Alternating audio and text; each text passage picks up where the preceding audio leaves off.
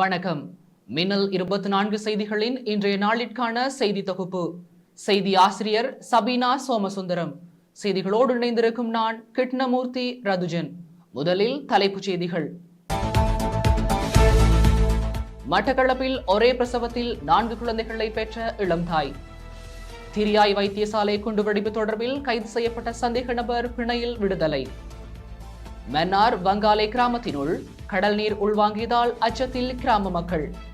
இன்றைய செய்திகளுக்கு பிரதான அனுசரணை வழங்குவோர் எஸ்என் எலக்ட்ரானிக்ஸ், களுவாஞ்சிக்குடி, மட்டக்களப்பு.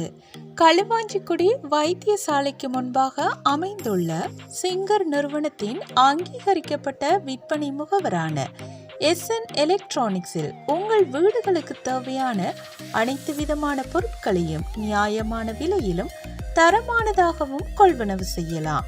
தொடர்புகளுக்கு 07773796000 மற்றும் 07761570043.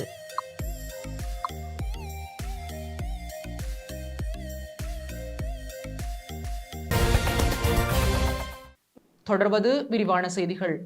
மட்டக்களப்பு போதனா வைத்தியசாலையில் பெண்ணொருவர் ஒரே பிரசவத்தில் 4 குழந்தைகளை பிரசவித்துள்ளார். மட்டக்களப்பு போதனா வைத்தியசாலையில் பெண்ணொருவருக்கு ஒரே பிரசவத்தில் 4 குழந்தைகள் பிறந்துள்ளன. மட்டக்களப்பு புதுக்குடியிருப்பு பகுதியைச் சேர்ந்த ஹரிஹரன் கிருஷ்ணவேணி வயது 25 என்ற பெண்ணை இவ்வாறு ஒரே பிரசவத்தில் 4 குழந்தைகளை பிரசவித்துள்ளார்.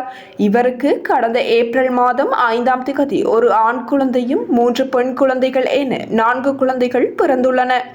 4 குழந்தைகளும் தாயும் ஆரோக்கியமாக இருப்பதாக மட்டக்களப்பு போதனா வைத்தியசாலையின் பணிப்பாளர் தெரிவித்துள்ளார்.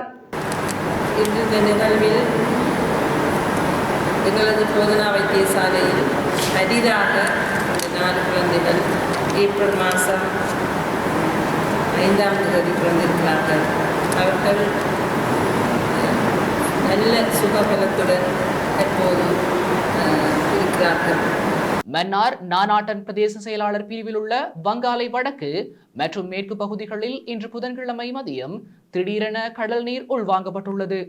இன்று புதன்கிழமை அதிகாலை முதல் மன்னார் மாவட்டத்தில் பலத்த காற்று வீசி வருகின்ற நிலையில் இன்றைய தினம் காலை மீனவர்கள் கடல் தொழிலுக்கு செல்லவில்லை.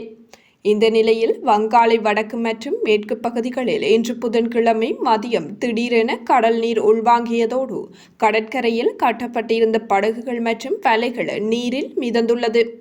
எனினும் படகுகளுக்கு எவ்விதமான சேதமும் ஏற்படவில்லை என மீனவர்கள் தெரிவிக்கின்றனர். திடீரென கடல் நீர் உள்வாங்கப்பட்டமையினால் வங்காளை மீனவர்கள் மற்றும் கிராம மக்கள் அச்சத்திற்கு உள்ளாகியுள்ளனர். இந்த நிலையில் வங்காளை பங்கு தந்தை மற்றும் பாராளுமன்ற உறுப்பினர் செல்வம் ஆடைக்கலநாதன் ஆகியோர் குறித்த பகுதிக்கு சென்று நிலைமையை பார்வையிட்டதோடு அதிகாரிகளின் கவனத்திற்கு கொண்டு வந்துள்ளனர்.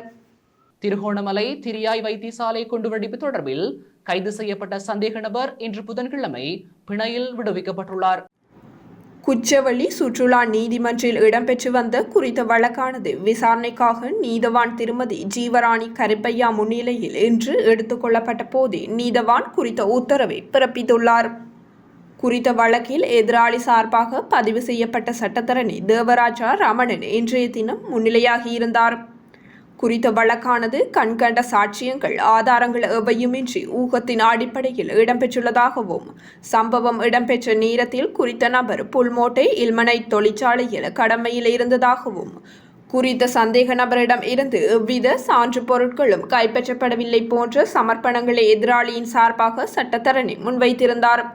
இவற்றில் திருப்தியடைந்த நீதிபதி சந்தேக நபரை 2 லட்சம் ரூபாய் பெறுமதியான சரீரப்பிணையில் விடுவிக்க உத்தரவிட்டுள்ளார்.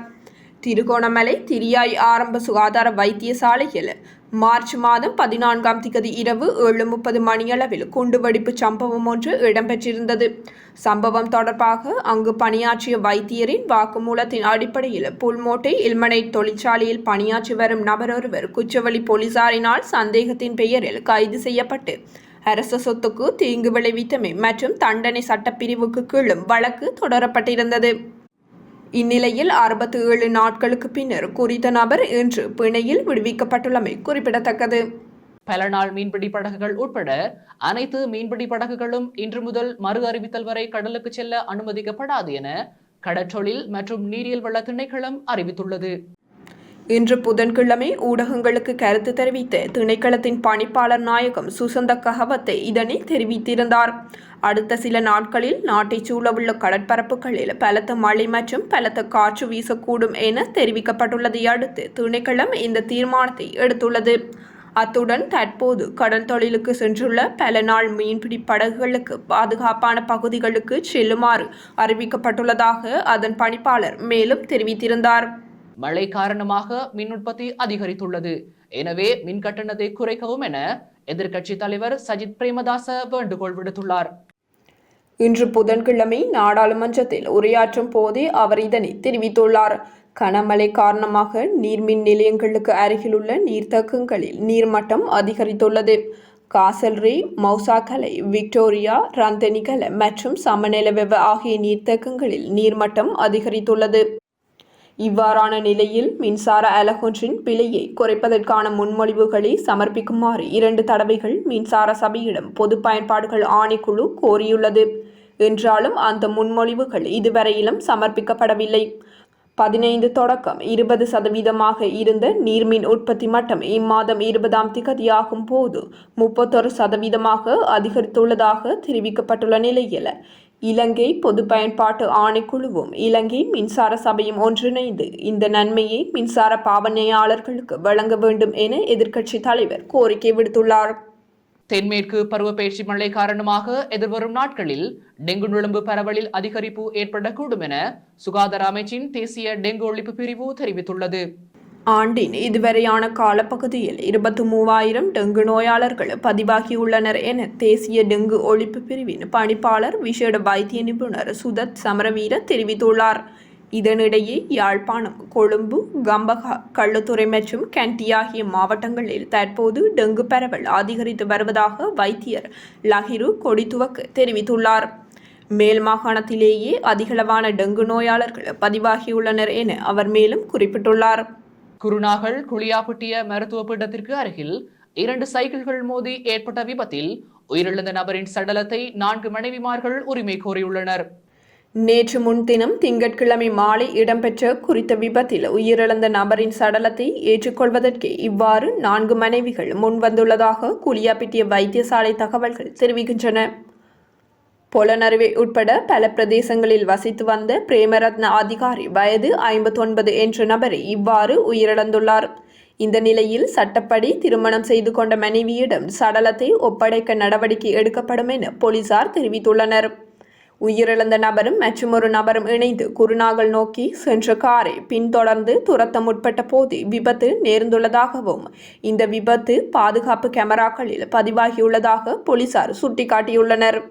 இதேவேளை விபத்தில் காயமடைந்த மற்றைய நபர் குளியாப்பிட்டிய போதனா வைத்தியசாலையில் சிகிச்சை பெற்று வருவதாக கூறப்படுகின்றது. இது தொடர்பான மேலதிக விசாரணைகளை குளியாப்பிட்டிய போலீசார் மேற்கொண்டு வருகின்றனர். இலங்கையில் தங்கத்தின் விலையில் மாற்றங்கள் ஏற்பட்டு வரும் நிலையில் இன்று புதன்கிழமை 24 கேரட் 1 கிராம் தங்கம் 24,500 ரூபாவாகவும் 24 கேரட் 1 பவுன் தங்கம் 1,95,500 ரூபாவாகவும் விற்பனை செய்யப்படுவதாக அகில இலங்கை நகை வியாபாரிகள் சங்கம் தெரிவித்துள்ளது. மேலும் 22 கேரட் 1 கிராம் தங்கம் 22,600 ரூபாவாகவும் 22 கேரட் 1 பவுன் தங்கம் 1,80,800 ரூபாவாகவும் விற்பனை செய்யப்படுவதாக அச்சங்கம் மேலும் தெரிவித்துள்ளது. தொடர்வது வெளிநாட்டுச் செய்திகள்.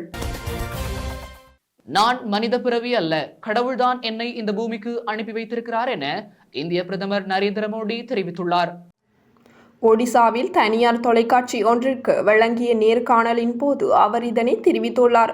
நான் மனித பிறவி அல்ல, என்னை இந்த உலகிற்கு அனுப்பியது பரமாத்மா தான்.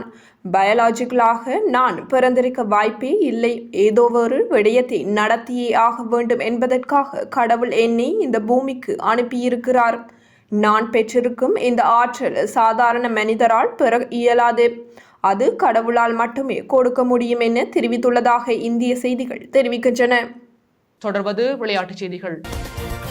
2024ஆம் ஆண்டிற்கான IPL கிரிக்கெட் தொடரின் இறுதிப் போட்டிக்கு கொல்கத்தா நைட் ரைடர்ஸ் அணி தெரிவாகியுள்ளது. இந்தியன் பிரீமியர் லீக் 20-20 கிரிக்கெட் தொடரின் முதலாவது தகுதிகாண் போட்டி நேற்று செவ்வாய்க்கிழமை இடம்பெற்றது. போட்டியில் கொல்கத்தா நைட் ரைடர்ஸ் மற்றும் சன்ரைஸ் ஹைதராபாத் ஆகிய அணிகள் மோதின. போட்டியின் நாணய சுழற்சியில் வெற்றி பெற்ற சன்ரைஸ் ஹைதராபாத் அணி முதலில் துடுப்படுத்த ஆட தீர்மானித்தது. இதற்கமைய அந்த அணி 19.3 ஓவர்களில் சகல விக்கெட்டுகளையும் இழந்து 159 ஓட்டங்களை பெற்றுக்கொண்டது. இந்நிலையில் 160 ஓட்டங்கள் என்ற வெற்றி இலக்கை நோக்கி துடுப்படுத்த ஆடிய கொல்கத்தா நைட் ரைடர்ஸ் அணி 13.4 ஓவர்களில் 2 விக்கெட்டுகளை மாத்திரம் இழந்து வெற்றி இலக்கை அடைந்தது. இதற்கமைய 2024 ஆண்டிற்கான IPL கிரிக்கெட் தொடரின் இறுதிப் போட்டிக்கு கொல்கத்தா நைட் ரைடர்ஸ் அணி தெரிவானது. இத்துடன் இன்றைய நாளிற்கான எமது செய்தி தொகுப்பு நிறைவடைகின்றது. தொடர்ந்து வார நாட்களில் மாலை 6 மணிக்கு எமது செய்திகளை எதிர்பாருங்கள். மேலதிக செய்திகளை பார்வையிட www.minnal24.com என்ற நமது இணையதளத்திற்குள் பிரவேசியுங்கள். நன்றி. SN electronics Kaluvanchikudy Batticaloa. களுவாஞ்சிக்குடி வைத்தியசாலைக்கு முன்பாக அமைந்துள்ள சிங்கர் நிறுவனத்தின் அங்கீகரிக்கப்பட்ட விற்பனை முகவரான எஸ்என் எலக்ட்ரானிக்ஸில் உங்கள் வீடுகளுக்கு தேவையான அனைத்து விதமான பொருட்களையும் நியாயமான விலையிலும் தரமானதாகவும் கொள்வனவு செய்யலாம்.